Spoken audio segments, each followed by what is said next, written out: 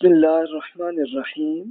History کی جو مسلمانوں کا تہذیبی عروج کا دور تھا، تو اس کی اسٹڈی میں اب ہم مختلف فرقوں کی اور تحریکوں کی اسٹڈی ہم کر رہے تھے۔ تو پچھلے لیکچر میں تو ہم نے ڈیٹیل سے ایک بار پھر ہم نے پورا ٹائم لائن کو دیکھا تھا، اور اس کے ساتھ ساتھ پھر ایک ہم نے اسپیشلی سوشل سائنسز کا ایک یہ ڈسکشن کی تھی کہ کس طرح سے تحریک بنتی ہے اور اس کا لائف سائیکل کیسے چلتا ہے، اور ان کے اسپیشلی باغی تحریکوں کے کیا کیا پوائنٹ آف ویو اور کیا کیا ان کے میتھڈولوجی کیا ہوتی ہے، تو ہم نے پوری بات کی تھی۔ اور پھر ہم نے اگزامپل کے طور پر خوارج کی پوری ڈسکشن کی تھی، اور پھر اس کے بعد پھر ایک دوسری تحریک جو بنی تھی ناصبیت کی، اس پہ ہمیں کوئی زیادہ ہسٹری میں نہیں ملا، لیکن بہرحال وہ بنی تھی اور یہ رجحان رہا ہے بس۔ تو یہ ہماری ڈسکشن یہاں ختم ہوئی تھی۔ تو اب ہم شیعہ اسکول آف تھاٹ وہ کیسے بنا اور کیسے ڈیولپ ہوا،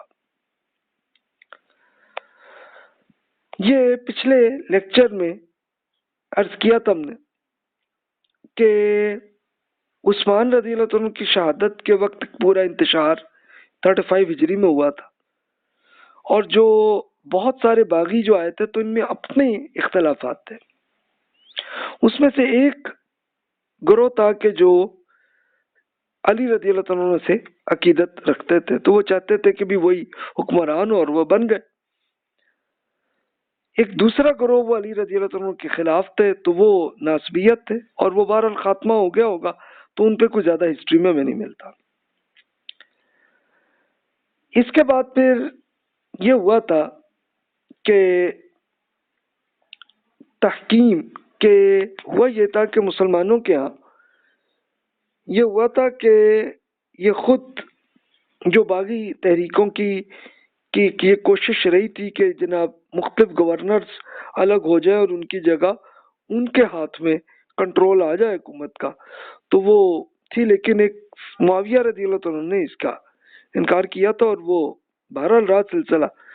اور اس وقت پھر علی اور معاویہ رضی اللہ عنہما میں دونوں میں ایک یہ ایگریمنٹ ہوا تھا جسے تحکیم کہتے ہیں کہ جی آپ اپنے ایریے میں حکومت کریں، اور علی رضی اللہ عنہ اپنے میں کرتے ہیں۔ اور پھر علی رضی اللہ عنہ نے ایک یہ سچویشن دیکھ لی تھی کہ اب وہ خوارج نے ان کو شہید بھی کیا، اور انہوں نے اپنے بیٹے حسن رضی اللہ عنہ کو یہ کہا تھا کہ آپ یہ معاویہ رضی اللہ عنہ کو حکومت دے دیجیے گا۔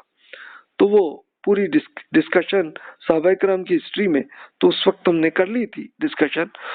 تو اس وقت ہوا یہ کہ جب یہ معاملہ ہوا، تو اب جو لوگ بھی ایک باغی تحریک میں تھے تو وہ علی رضی اللہ عنہ سے بہرحال محبت کرتے تھے، تو وہ شان علی ہی اپنے آپ کو کہتے تھے، تو انہوں نے اطاعت کر لی تھی معاویہ رضی اللہ عنہ کی، کیونکہ حسن رضی اللہ عنہ نے حکومت کو معاویہ رضی اللہ عنہ کے ہاتھوں دے دی تھی۔ تو اس لیے ہوا یہ کہ اب جو شیعان علی جو گروپ تھا، تو یہ 38 to 60 ہجری میں انہوں نے کوئی بغاوت نہیں کی تھی، سکون سے رہا معاملہ، آرام سے رہا، اور ان کا جو پوائنٹ آف ویو زمانے میں تھا تو وہ بہرحال بظاہر وہی لگتا تھا کہ جو نارمل مین اسٹریم مسلمانوں کا جو بھی پوائنٹ آف ویو ہے وہی ان کا بھی تھا۔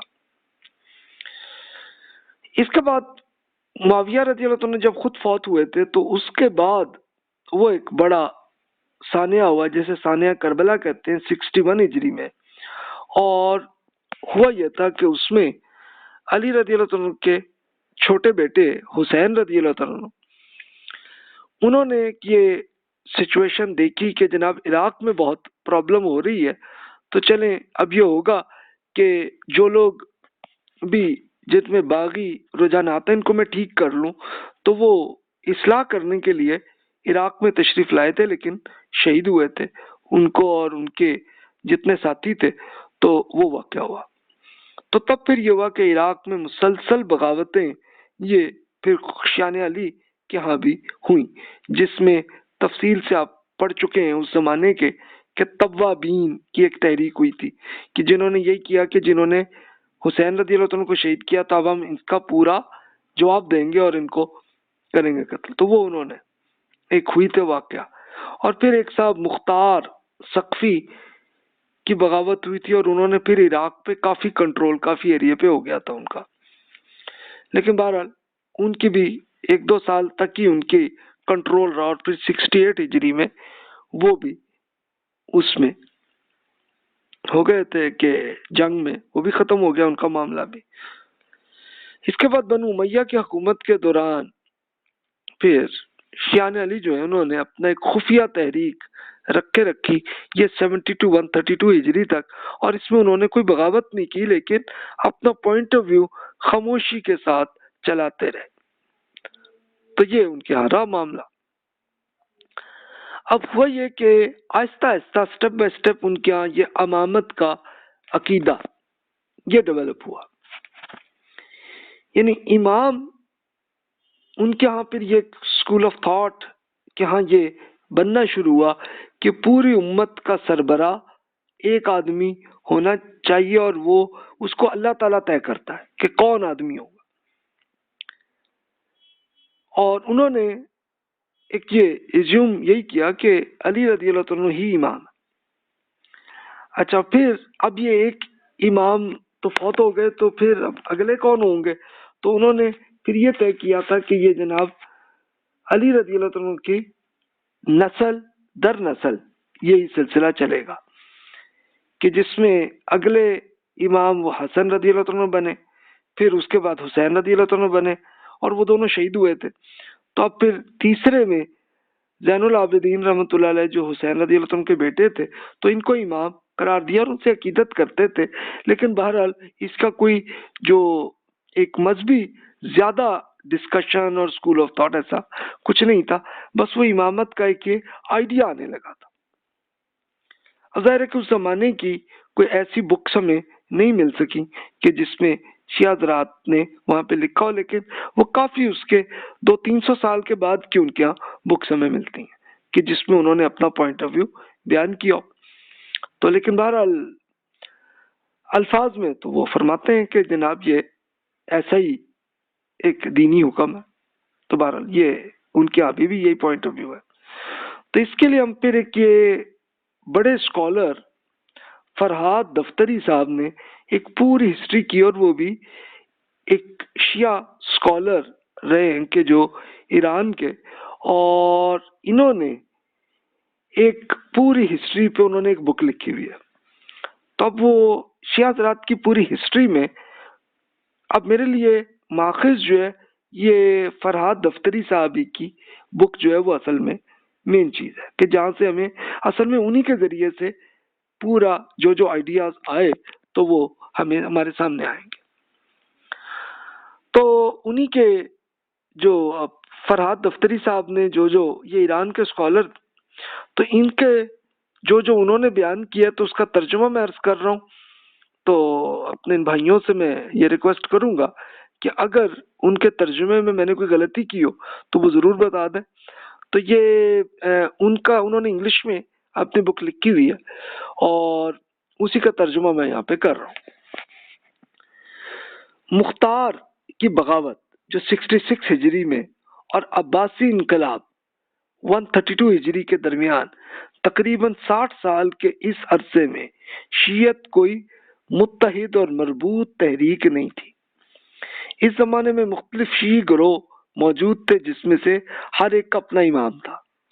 ان کے اپنے نظریات تشکیل پا رہے تھے، اور ایک گروہ کے افراد آزادی کے دوسرے گروہ سے وابستہ ہو جایا کرتے تھے۔ شیعی امام نہ صرف علی رضی اللہ عنہ کی اولاد میں سے ہوتے تھے، بلکہ رسول اللہ صلی اللہ علیہ وسلم کے خانوادے بنو ہاشم کے دیگر شاخوں کے لوگوں کو بھی امام تسلیم کر لیا جاتا تھا۔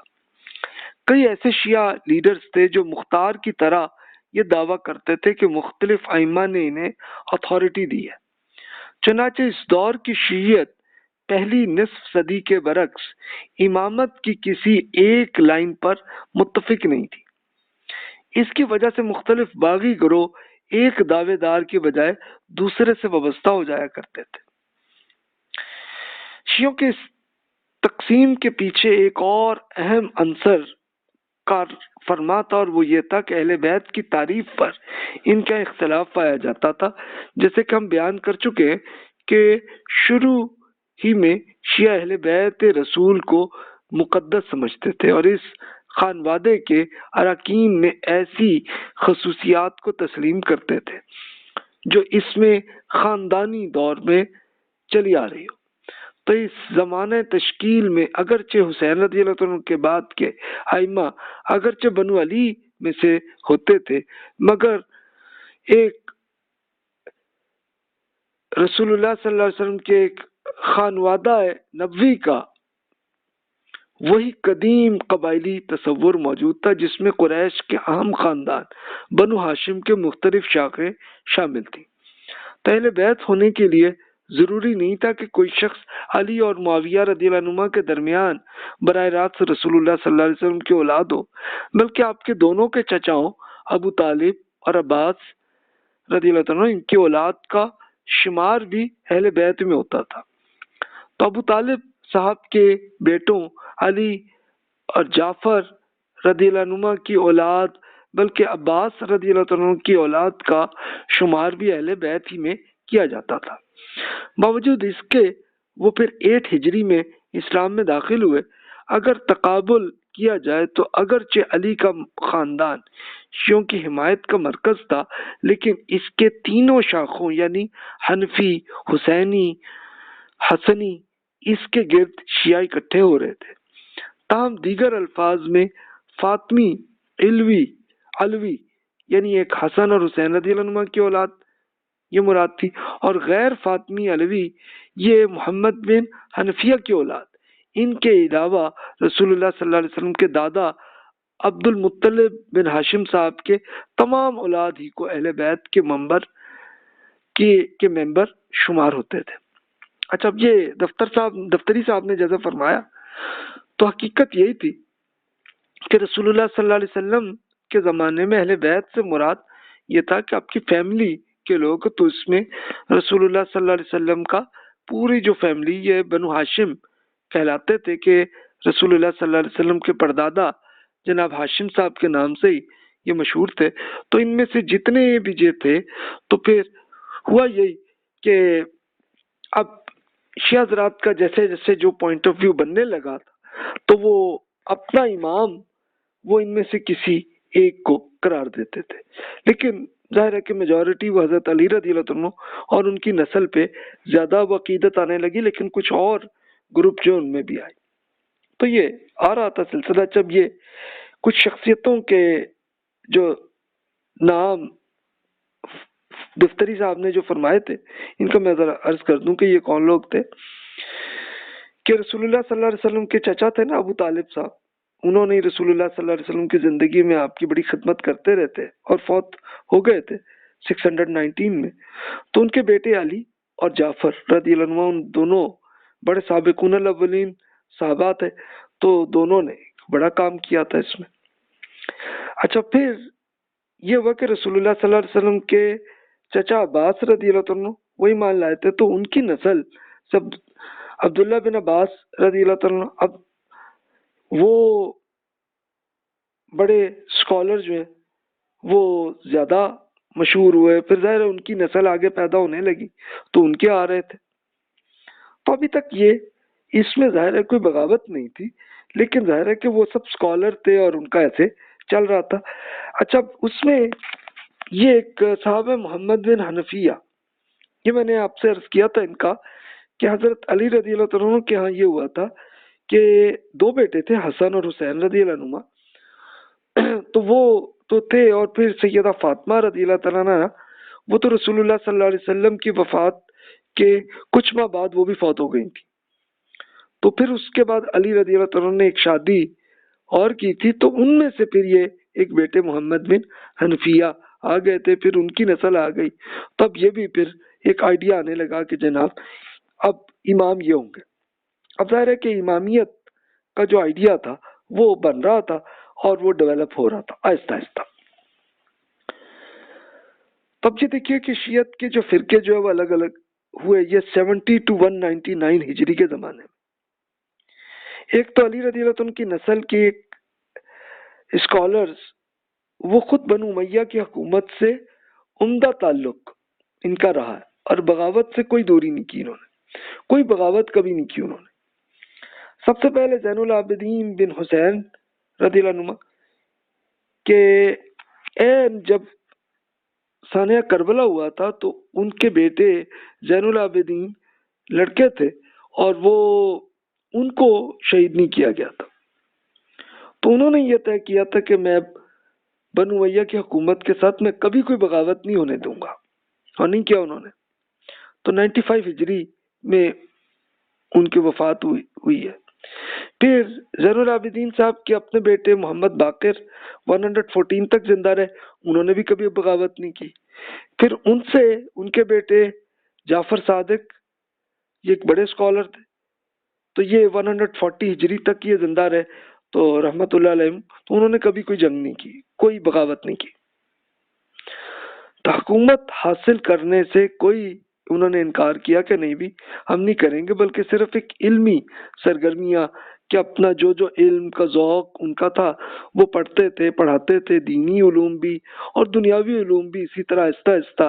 یہ اسپیشلی جعفر صادق رحمۃ اللہ علیہ نے ان کے زمانے میں تو پھر اب پیپرز بھی آنے لگ گئے تھے، اور کچھ اب ظاہر ہے کہ سائنس اور ٹیکنالوجی کی کئی بکس بھی مل گئیں تو انہوں نے پڑھی بھی اور اس میں پڑھایا بھی، تو بس ان کا کام یہی تھا۔ لیکن پھر شیعہ حضرات کے ہاں یہ ہوا کہ امامت کا اختلاف یہ آنے لگا کہ جی اب اگلے امام کون ہوں گے۔ تو اب علی رضی اللہ عنہ کے آپ جب شہید ہوئے تھے تو آپ کے بعد پھر یہ تصور آیا کہ حسن رضی اللہ عنہ، چلے وہ تو ایگری ہو گیا تھا کہ شیعہ حضرات میں کہ یہ امام ہے، پھر وہ فوت ہوئے تو اب اگلا آیا کہ نہیں جی اب اگلی ان کی اولاد میں سے اگلے امام ہوں گے۔ لیکن اس کے بعد پھر کچھ شیعہ حضرات کا یہ تھا کہ حسین رضی اللہ عنہ امام ہے اور اگلے امام ان کی نسل سے آئیں گے، تو یہ اختلاف رہا ان میں۔ اگلے امام کا اختلاف پھر بہرحال رہا، تو یہ بہرحال چلتا رہا سلسلہ، لیکن ایک یہ میجورٹی وہ حسین رضی اللہ عنہ کی، جو یہ ان کی اولاد میں جو اسکالرز تھے زین العابدین، محمد باقر اور جعفر صادق رحمۃ اللہ علیہ، ان سب کو امام وہ سمجھنے لگے۔ تو اس میں ہوا کہ جب یہ اسپیشلی جعفر صادق رحمۃ اللہ علیہ جب وہ فوت ہوئے تو پھر یہ شیعہ حضرات میں اختلاف ہوا اور یہ میجر آیا۔ یعنی ہوا کیا کہ جعفر صادق رحمۃ اللہ علیہ کے بعد اگلا امام کون ہوگا، تو پھر ایک گروہ نے یہ سوچا کہ ان کے بیٹے اسماعیل جو ہیں وہ ہوں گے، تو وہیں سے یہ اسماعیلی شیعہ جو ہے یہ الگ ہو گیا۔ لیکن جو بڑی تعداد میں شیعہ حضرات تھے تو انہوں نے کہا کہ نہیں جی اگلے جو ہے موسیٰ کاظم، یہ بھی جعفر صادق کے چھوٹے بیٹے یہ ہوں گے، تو وہ پھر اثنا عشری شیعہ جو میجورٹی شیعہ حضرات ہیں وہ یہ، تو وہ پھر موسیٰ کاظم صاحب ہی کے انہی کو امام قرار دینے لگے۔ اچھا، پھر اگلے امام پہ اور بھی اختلاف ایک رہا کہ جیسے عبداللہ بن معاویہ بن جعفر طیار رضی اللہ عنہ کی نسل، ان کے پوتے تھے، ان کی نسل نہیں جی امامت یہاں ہوگی۔ پھر اسی طرح ایک اور فرقہ بھی الگ ہوا کہ جو یہ زید بن علی زین العابدین رحمۃ اللہ علیہ ان کے بیٹے تھے زید، تو جی زید ہوں گے، جبکہ میجورٹی میں یہ تھا کہ نہیں جی محمد باقر صاحب ہوں گے۔ تو یہ ظاہر ہے کہ یہ اختلاف ایک نیچرل معاملہ ہے کہ جس سے جو محبت آ رہی ہو تو وہی ہے، لیکن بہرحال جو بھی یہ بزرگ جتنے جن کو امام وہ سمجھ رہے تھے انہوں نے بغاوت نہیں کی، کہ وہ تو حکومت کے ساتھ ہی رہے معاملہ ان کا۔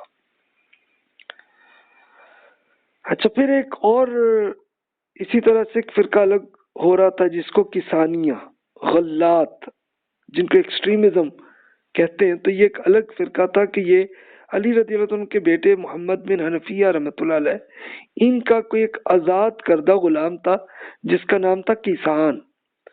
تو کسان نے ایک یہ دعویٰ کیا تھا کہ جناب اب اگلا امام یہ کسان ہوں گے، تو یہ دعویٰ کیا، اور پھر اس کے جو لوگ بھی ان پہ پھر عقیدت کرنے لگے تھے تو ان کے یہاں تو یہ ہو گیا تھا کہ جن کو غلات کہتے ہیں کہ جو ایکسٹریمسٹ ہیں، تو وہ انہوں نے پھر یہ تصور بھی ان کے یہاں آیا کہ جناب یہ خدا قرار دے دیا انہوں نے ابن حنفیہ رحمۃ اللہ علیہ کو کہ جناب یہ خدا، یعنی یہ بالکل وہی جیسے ہندوؤں کے ہاں یہ اسکول ان کا ایک اپنا یہ پوائنٹ آف ویو ان کا اوتار کا کہ جناب خدا انسانی شکل میں آتا ہے، تو انہوں نے یہ ایک پورا اس طرح سے یہ میسج یہ پروپیگنڈا ایسے کیا کہ یہ جناب جو ابن حنفیہ ہے یہی اوتار ہے۔ تو مافوق الفطرت کا تصور آیا کہ جناب مافوق الفطرت کا مطلب ان کے معجزے اور اس پہ وہ کہانیاں آنے لگیں۔ تو غنوصی عیسائی فرقہ اور مانی مذہب کے اثرات یہ وہی جو اب ظاہر ہے کہ ان کی بکس ٹرانسلیٹ ہو کے عربی میں آ گئی تھی تو وہ پھر چلنے لگی۔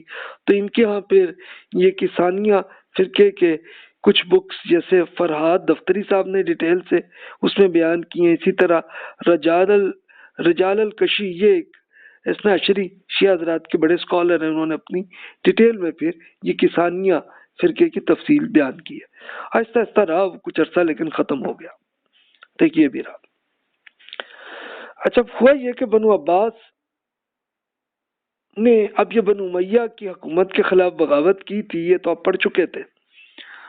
تو اب ہوا یہ کہ اس میں پھر شیعہ حضرات جو ہیں وہ بھی بنو عباس کے اندر شامل ہو گئے، بہت سے شیعہ حضرات بھی، اور پھر خراسان کے ایریے میں یہ بغاوت کامیاب ہوئی تھی اور بنو عباس کی پھر حکومت بن گئی تھی 134 ہجری 750 عیسوی کیلنڈر کے لحاظ سے۔ یہی وہ ٹائم ہے کہ جہاں سے میں یہ کہہ رہا ہوں کہ یہ مسلمانوں کا پورے عروج کا دنیاوی اعتبار سے پورے عروج کا پیریڈ آیا تھا۔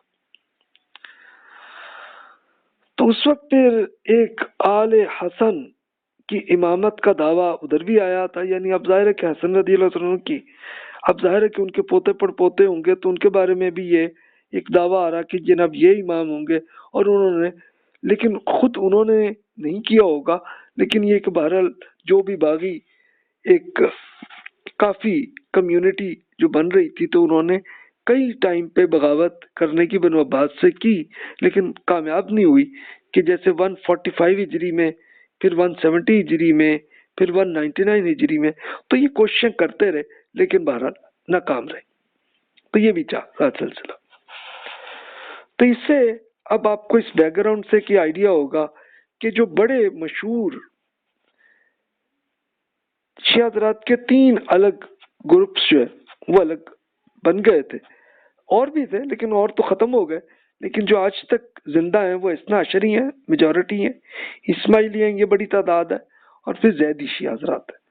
تو اب ہم یہ دیکھتے ہیں کہ ان کا پوائنٹ آف ویو کیا رہا ہے، اس سے آپ کو ایک یہ آئیڈیا ہو جائے گا کہ ان کے ہاں فرق کیا رہا۔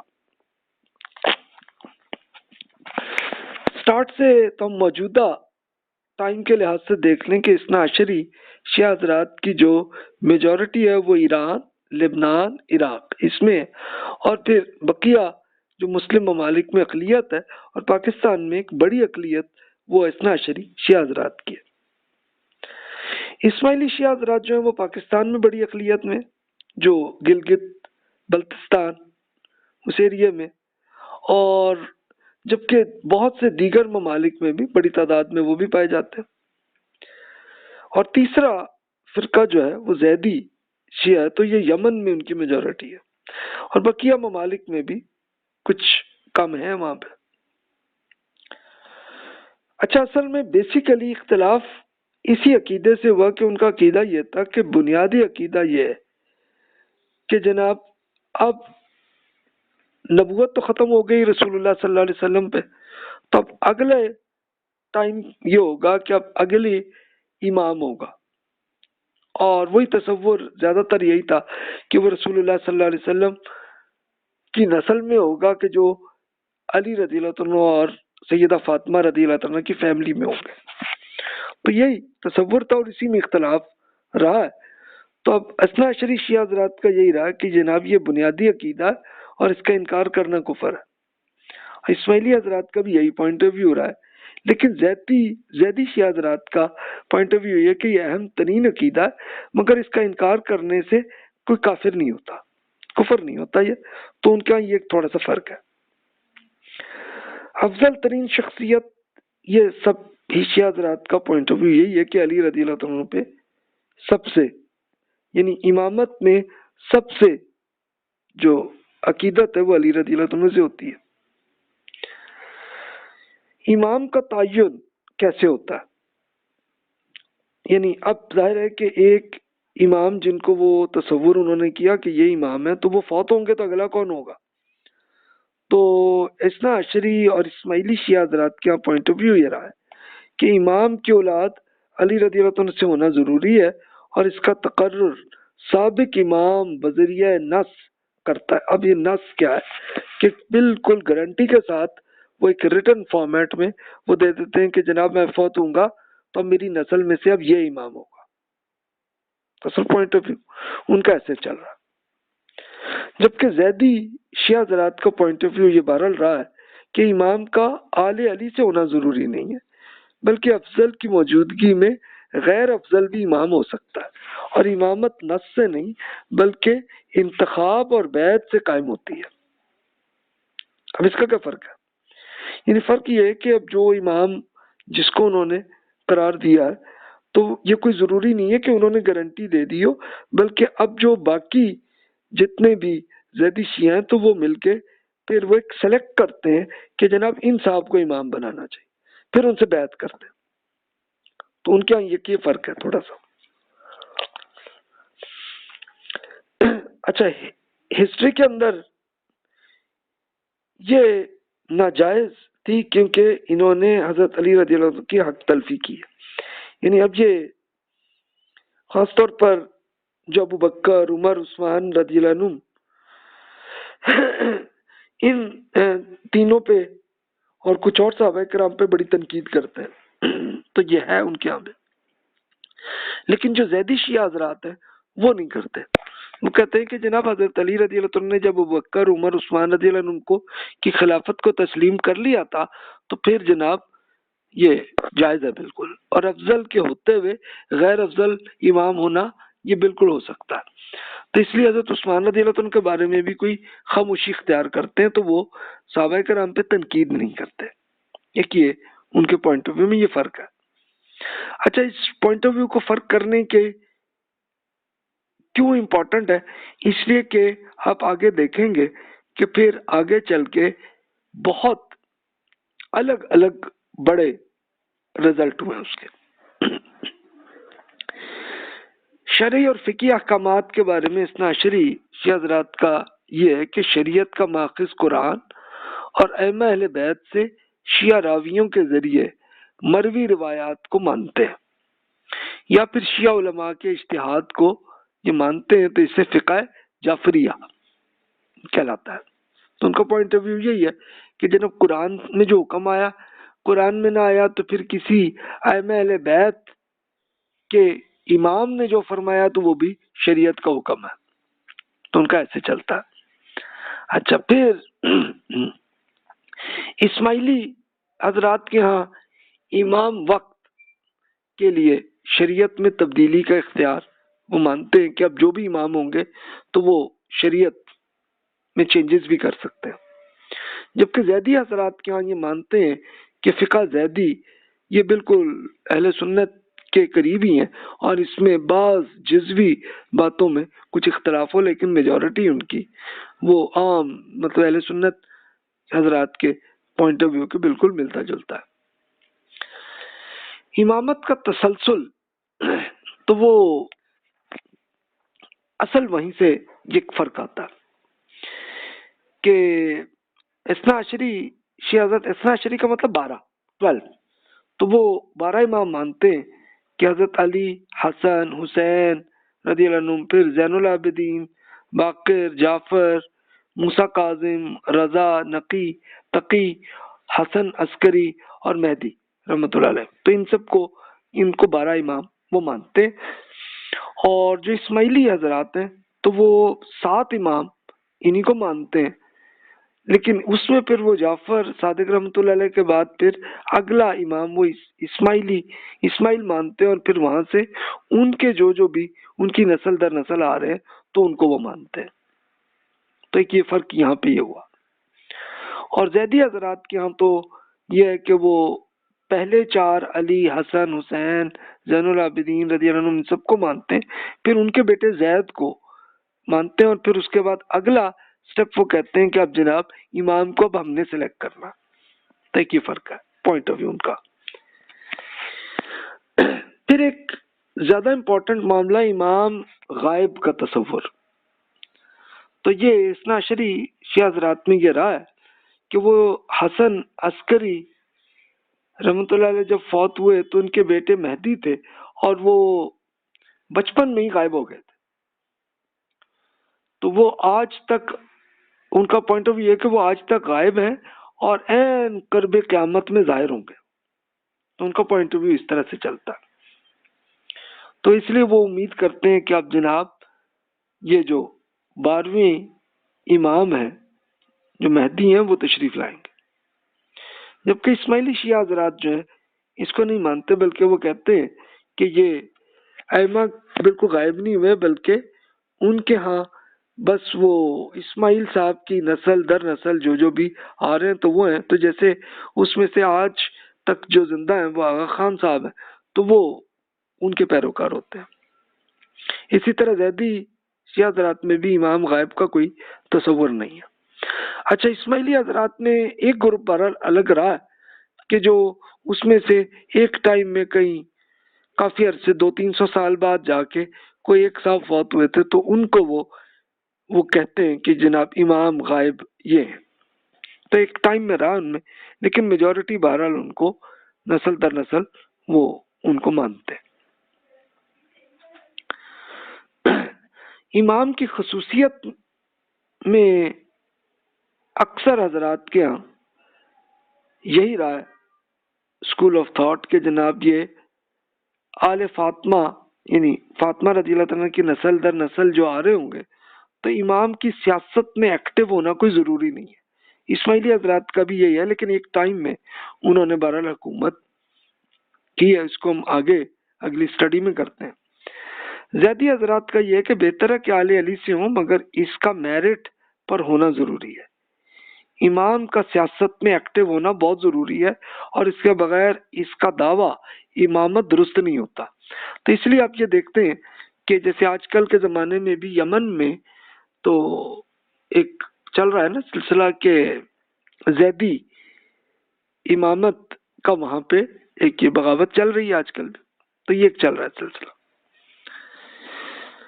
پھر ان کا ایک یہ نقطہ نظر تقیہ کا ہے۔ تقیہ کا مطلب کہ دین کا تقاضا ہے کہ اس کی مدد ہے کہ شیعہ اپنے تحفظ کر سکتے ہیں، کہ اپنا تحفظ کرنے کے لیے اپنا جو بھی ان کا پوائنٹ آف ویو ہے اس کو چھپا کے رکھیں، سب پہ عام آدمی کو ظاہر نہ کریں۔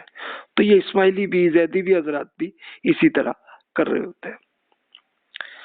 پھر باطنی تفسیر ان کے ہاں یہ رہا ہے تصور کہ کسی حد تک اثنا عشری شیعہ حضرات کرتے ہیں لیکن اکثر نہیں کرتے، لیکن اسماعیلی حضرات کی بنیادی تصور یہ ہے کہ جناب قرآن مجید کی ایکسپلینیشن جو ہے اس کو خفیہ باطنی تفسیر وہ لکھتے رہے۔ باطنی تفسیر کا مطلب کیا کہ جناب قرآن پاک کی کسی آیت کا مطلب تو عام زبان سے یہ ہوتا ہے، لیکن اس کو اصل میں دل میں یہ چیز آ رہی ہے، تو یہ ان کے یہاں یہ تصور موجود ہے۔ اچھا، نماز، روزہ، حج، زکوٰۃ جو دین کے احکامات ہیں تو اس میں اثنا عشری شیعہ حضرات یہ مانتے ہیں اور اس پہ عمل کرتے ہیں، لیکن ٹھیک ہے بعض امور میں تھوڑا سا اختلاف ہے عام مسلمانوں سے ان کے یہاں۔ زیدی حضرات کا بھی ایسا ہے کہ وہ مانتے ہیں، لیکن اسماعیلی حضرات میں ایک یہ گروہ جو مستالوی اسماعیلی ہیں وہ مانتے ہیں، جو کہ پاکستان میں بوہری حضرات کہلاتے ہیں، لیکن جو دوسرا گروپ ان کے یہاں نظاری اور دروزی جو اسماعیلی ہیں تو وہ نہیں مانتے، وہ پھر شریعت پہ کوئی زیادہ اہم نہیں دیکھتے۔ تو یہ ان کے پوائنٹ آف ویو ہے. اچھا یہ ذرا آپ ٹائم لائن کو یہ ضرور دیکھ لیجئے کہ سب گروہ کی الگ الگ حکومتیں کہاں بنی ہیں. اب ظاہر ہے کہ ہمارا ٹائم تو ہم وہ 656 ہجری تک کی ہم اسٹڈی کر رہے ہیں نا، تو اس میں سے اب یہ دیکھیے کہ اثنا عشری حضرات کا خراسان میں سفاری حکومت رہی ہے، پھر ایران اور عراق میں آل بویہ کی حکومت رہی ہے، پھر شام، سیریا اور شمالی عراق میں ہمدانی کی حکومت رہی ہے، پھر مشرقی ترکی میں مروانی حضرات کی حکومت بھی رہی ہے. تو یہ ٹائم آپ کے سامنے لکھا ہوا آ رہا ہے. اسماعیلی حضرات کی بہرحال بہت بڑی مضبوط حکومت ان کی رہی ہے، مشرقی عرب میں بھی رہی ہے. پھر مشرقی عرب کا مطلب یہ ہے کہ یہ دمام کا جو ایریا ہے، اس کو بحرین کہتے رہے اس زمانے میں. آج کل تو بحرین ایک چھوٹا سا جزیرہ ہے، لیکن اس زمانے میں بحرین یہ پورا دمام اور اس کے آس پاس کے پورے ایریا کو کہا جاتا تھا، وہاں پہ رہی ہے. پھر شمالی افریقہ اور ایجپٹ میں ان کی بڑی حکومت رہی ہے. عبیدی اور فاطمی جو اس کو بلکہ خلافت بھی وہ کہتے رہے، تو وہ ان کے یہاں رہی ہے. شمالی افریقہ میں زیری ایک گروہ رہا تو ان کی حکومت بھی رہی ہے. اور پھر شمالی ایران میں حشیشین کی حکومت یہ بھی رہی ہے. اور پھر سندھ اور پنجاب میں کرمتی ان کا ایک فرقہ رہا تو ان کی حکومت رہی ہے. تو یہ مختلف ٹائم میں اس کی ہم ڈیٹیل ہم الگ الگ دیکھیں گے کہ کس طرح سے حکومتیں چلتی رہی ہیں اور اس میں ان کا پوائنٹ آف ویو اور اہم واقعات کیا ہوئے. زیدی حضرات کیا مراکش میں شروع میں حکومت رہی ہے ادریسی زمانے کی، پھر ختم ہو گئی. پھر شمالی ایران میں ان کی حکومت رہی ہے، پھر ختم ہو گئی. پھر مکہ مکرمہ میں بھی ایک خاص 30 سال کے لیے سلیمانی حکومت بھی رہی، لیکن وہ بھی ختم ہوئی. پھر بعد کا جو پیریڈ ہے اس کے اندر ہم دیکھیں تو اثنا عشری حضرات کی ایران میں بہرحال حکومت بنتی رہی اور آج کل بھی جاری ہے. اس کے بعد میں اسماعیلی حضرات کے یہاں بہرحال حکومت جا کے جب ختم ہوئی ہے تو پھر اس کے بعد دوبارہ نہیں بنی. لیکن بہرحال ابھی بھی پاکستان میں گلگت، ہنزا، بلتستان، کراچی میں بہرحال ان کی بڑی تعداد رہتے ہیں. زیدی حضرات کی یمن میں سلطنت رہی ہے اور یہ آ کے 2011 میں ختم ہوئی ہے، لیکن ابھی بھی وہ بغاوت کا سلسلہ چل رہا ہے. تو جناب یہ ان کا پوائنٹ آف ویو رہا. تو اب اس میں اس اسٹڈی کے اندر ہمیں یہ دیکھنا پڑے گا کہ جناب ان کے پھر ہسٹری میں کس کس طرح سے ان کا پوائنٹ آف ویو اور کیسے اہم واقعات ہوئے. تو یہ ایک ایک گروہ کو ہم الگ الگ کرنے کی ہمیں ضرورت ہوگی. تو ہم سٹارٹ میں ہم یہ کرتے ہیں کہ وہ زیادہ جو آسان رہے نا، تو زیدی حضرات کے پوائنٹ آف ویو سے ہم یہ دیکھیں کہ امام وہ زین العابدین رحمۃ اللہ علیہ کے بیٹے زید کو اپنا امام مانتے تھے. زیدیوں نے حشام اموی خلیفہ جو تھے، بنو امیہ کے خلیفہ تھے، ان کے خلاف بغاوت کی تھی 122 میں. پھر اس کے بعد اور ٹائم میں مسلسل بغاوت کرتے رہے. ان کے یہاں ایک بڑے لیڈر نفس زکیہ جن کو وہ امام مانتے تھے، تو ان کی کئی ٹائم میں 128 میں، ان کی غالباً 145 ہجری میں ان کی بغاوت رہی ہے. پھر 169 میں، 175 میں، 199 میں الگ ٹائم میں کرتے رہے، لیکن بہرحال وہ کامیاب نہیں ہوئی. ان کی مراکش میں جا کے اس وقت ان کی حکومت کامیاب ہو گئی اور 172 ہجری میں ان کی حکومت بنی تھی اور 363 تک قائم رہی، پھر ختم ہو گئی تھی. اور وہ اصل میں اسماعیلی حضرات کی بہرحال انہوں نے ان کی حکومت کو ختم کر دیا تھا. پھر انہوں نے ایران کے اندر، یہ آپ کو یاد ہوگا بحیرہ کیسپین جو ایک بہت بڑی جھیل ہے، وہاں پہ زیدی حضرات کی ریاست رہی ہے، لیکن بہرحال وہ ختم بھی ہو گئی۔ یہ 250 to 353 ہجری، 100 سال کے قریب ان کی حکومت وہاں رہی ہے۔ یمن میں زیدی ریاستیں وہ رہی ہیں 298 to 368 ہجری میں بنی تھی۔ پھر کئی بار ان کی حکومت بنتی رہی، ختم ہوتی رہی، اور ابھی جیسا میں نے عرض کیا کہ ابھی اس زمانے میں 1962 میں بنی تھی اور 2011 میں ختم ہوئی ہے، لیکن پھر بھی بہرحال بغاوت ابھی چل رہی ہے۔ زیدیوں کے الگ الگ ان کے گروپ بھی، الگ فرقے بھی الگ الگ بن گئے تھے مختلف ٹائم میں، البطریہ، سلیمانیہ، جارودیہ۔ تو ان کی ہمیں ڈیٹیل تو زیادہ معلوم نہیں ہے ہمیں ہسٹری میں، لیکن جارودیہ کا جو پوائنٹ آف ویو یہ تھا کہ جو بھی بغاوت بلند کرے وہ امام ہے، تو یہ خاص ان کا ہے، یعنی وہ امام ضروری نہیں کہ حضرت علی رضی اللہ عنہ کی نسل سے ہی ہوں، بلکہ جو بھی بغاوت کا وہ شروع کر دے سلسلہ وہ امام ہے۔ تو یہ ان کا مشہور پوائنٹ آف ویو رہا ہے۔ اب یہ دیکھیے کہ اس اسٹڈی میں آپ کو ایک پورا آئیڈیا ہوگا کہ اس طرح سے بغاوتیں بنتی رہی اور چلتا رہا سلسلہ۔ کبھی کامیاب بھی ہوگی بغاوت، حکومت بن گئی، لیکن پھر کسی اور نے بغاوت کر دی، ان کی حکومت کو ختم بھی کر دیا۔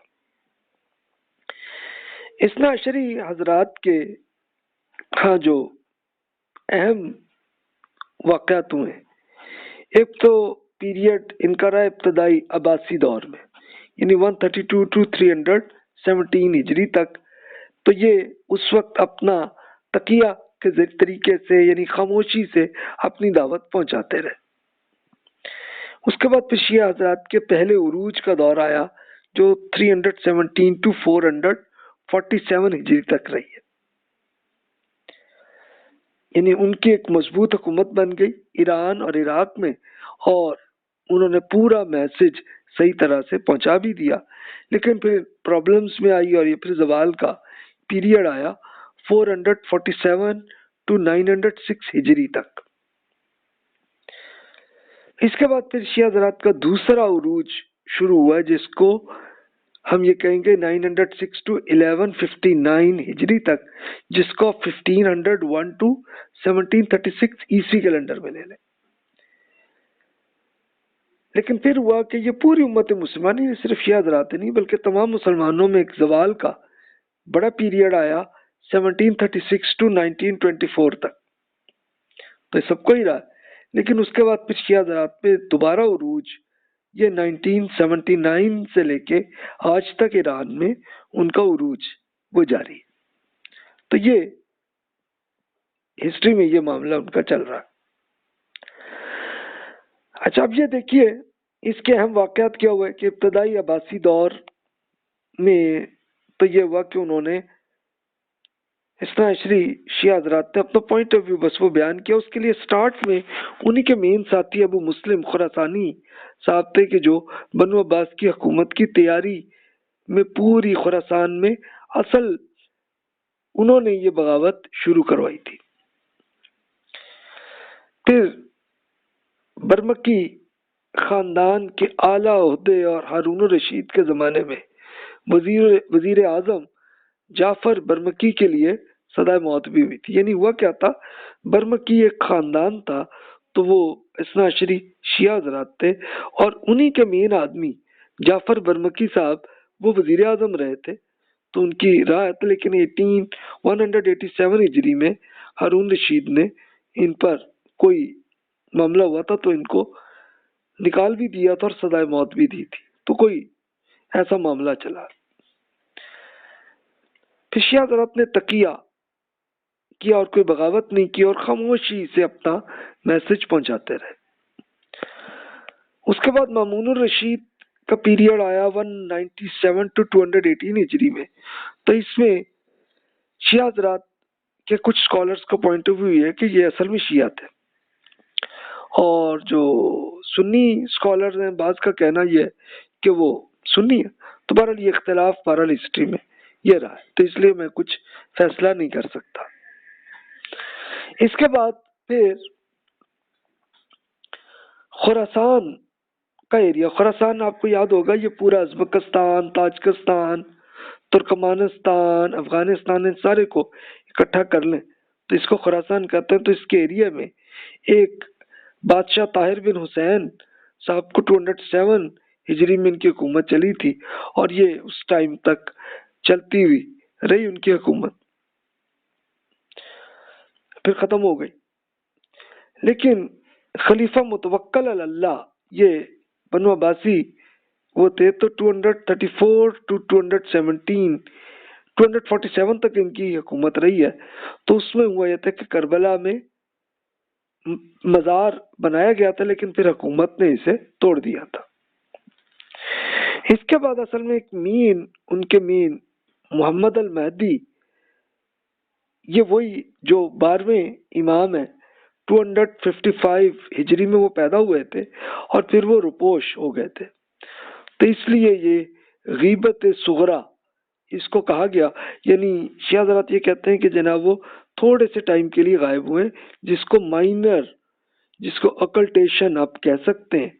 اور پھر اس کے بعد کچھ عرصے تک یہ ہوتا تھا کہ کچھ امام جو بچے تھے محمد المہدی صاحب، تو ان کے بارے میں پھر یہ آنے لگا کہ جناب یہ ان کے ساتھیوں تک وہ خط کے ذریعے پہنچا رہتے ہیں میسج.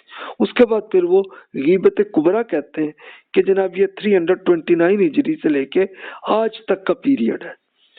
تو یہ ان کے ہاں یہ پوائنٹ آف ویو ہے کہ وہ بہرحال زندہ ہیں اور غائب ہیں، اور یہ پھر قیامت سے کچھ عرصہ پہلے سامنے آئیں گے.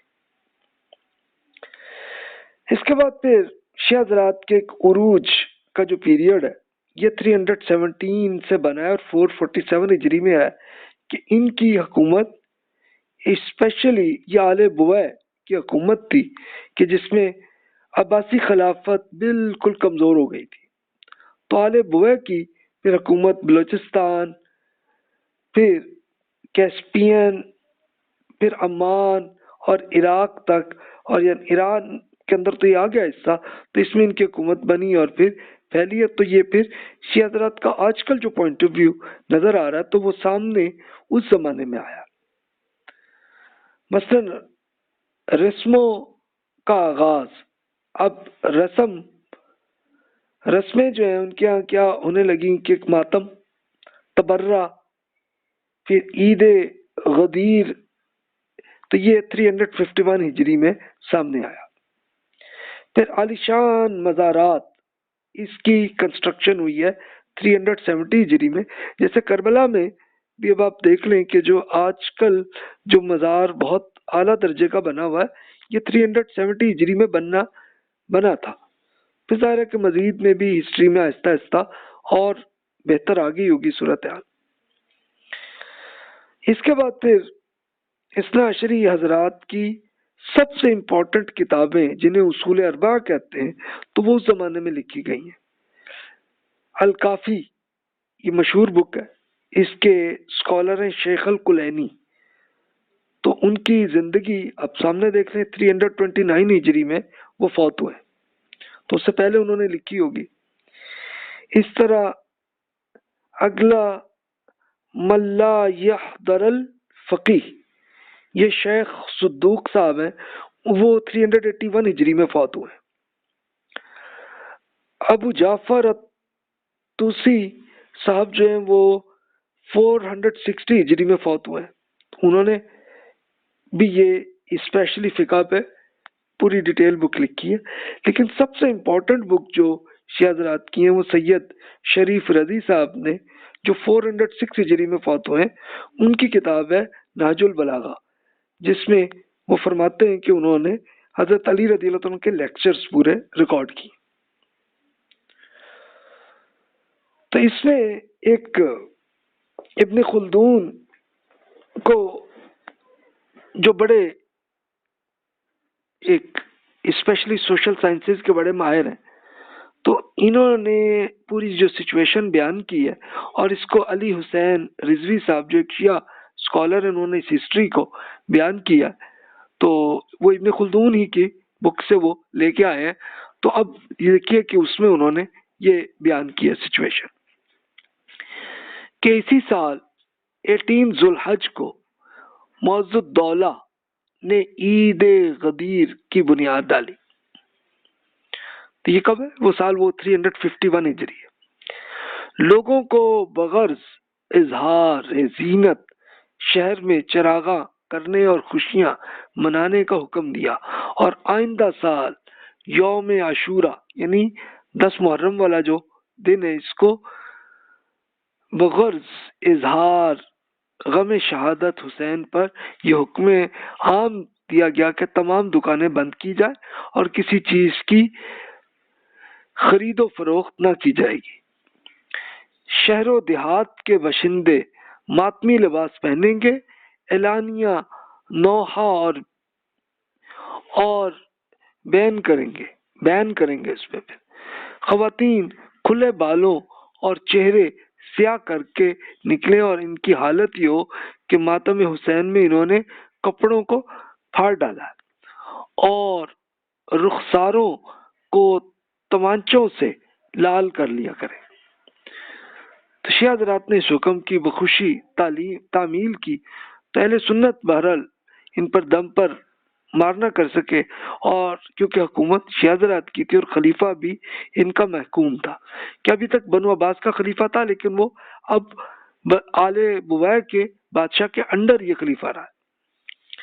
تو یہ محرم 353 میں پھر یہ رسم دہرائی گئی، اور پھر اہل سنت نے اس میں برداشت نہ کر سکے، اور ان کے یہاں پہ شیعہ حضرات کے درمیان فساد بھی ہوا اور خون ریزی بھی ہوئی اور مال و اسباب بھی لوٹ لیا گیا. تو یہ اس زمانے میں ایک یہ حادثہ بھی ہوا. تو یہ دیکھیے کہ ابھی بھی یہ جتنا محرم کے اندر جو بھی رسمیں جتنی ہوتی ہیں، تو یہ 351 ہجری میں آنا شروع ہوا. اس کے بعد پھر کرامتا کے ساتھ جنگیں ہوئی ہیں 355 ہجری میں. اب کرامتا کون تھے؟ کہ یہ اسماعیلی شیعہ حضرات کا ایک گروپ تھا. تو انہوں نے بحرین میں حکومت بن گئی تھی، اور ان کی آل بویہ یعنی اثنا عشری شیعہ حضرات سے جنگ ہوئی تھی 355 ہجری میں. اچھا وہ کچھ عرصہ رہا، لیکن پھر اگلی نسل میں پھر پھوٹ آپس میں پڑ گئی تھی اور پھر زوال آ گیا. تو لیکن پھر بھی حکومت ان کی چلتی رہی 356 to 447 ہجری تک. اور پھر آہستہ آہستہ تب پھر یہ ہوا کہ افغانستان سے محمود غزنوی صاحب نے، اور پھر سلجوقی حکومت، یہ سلجوقی حکومت وہ تھی جو تاجکستان ازبکستان کے علاقے کے تھے، انہوں نے ایران اور عراق میں حملہ کیا، اور پھر آل بویہ کی حکومت ختم بھی ہو گئی تھی 447 ہجری میں. اور اس کے بعد کیا ہوا؟ تو یہ میں عرض کر چکا کہ اس کے بعد پھر ان کو 906 ہجری میں دوبارہ امپروومنٹ آئی. لیکن یہ ظاہر ہے کہ یہ اگلے اس ٹائم کی جب ہم سٹڈی کریں گے تو اس وقت اس کی سٹڈی کر لیں گے. تو یہ ہے بات. تو جناب یہ یہاں پہ ہم ختم کرتے ہیں. اس کے بعد اسماعیلی شیعہ حضرات کی جو ہسٹری ہے اس کو ہم الگ پڑھیں گے، اور اس کو بہت ڈیپتھ سے، اس میں بہت ڈیٹیل دفتری صاحب کی بک میں ہمیں مل گیا، تو وہ ہم پوری ڈسکس کر لیں گے. اور اس طرح سے چلتے چلتے یہ ہمارا لیکچر اس میں چلے گا. اور پھر اس کے ساتھ ساتھ پھر ہم یہ بھی دیکھیں گے کہ اس کے پھر کس طرح سے انہوں نے بہت شاندار طریقے سے حکومت بنائے رکھی تھی. اور پھر ہم یہ اہل سنہ والجماعہ کا بھی دیکھیں گے کہ ان کا پوائنٹ آف ویو کیسے بنا اور کیسے معاملہ چلا. تو یہاں آ کے ہم یہ ختم کرتے ہیں. آپ کے ذہن میں جو کوسچنز ہیں وہ آپ بیان کر لیں. شیعہ حضرات میں اگر کوئی اختلاف ہو تو آپ ضرور ارشاد فرما دیں کہ ان کی ہسٹری کو اگر میں نے صحیح چیز واضح نہیں کی تو وہ پلیز آپ فرما دیں تاکہ میں اس کو صحیح کر لوں گا. تو ابھی آپ کے ذہن میں جو کوسچنز ہیں بلا تکلف آپ ای میل کر سکتے ہیں. جزاک اللہ خیر واحسن الجزا.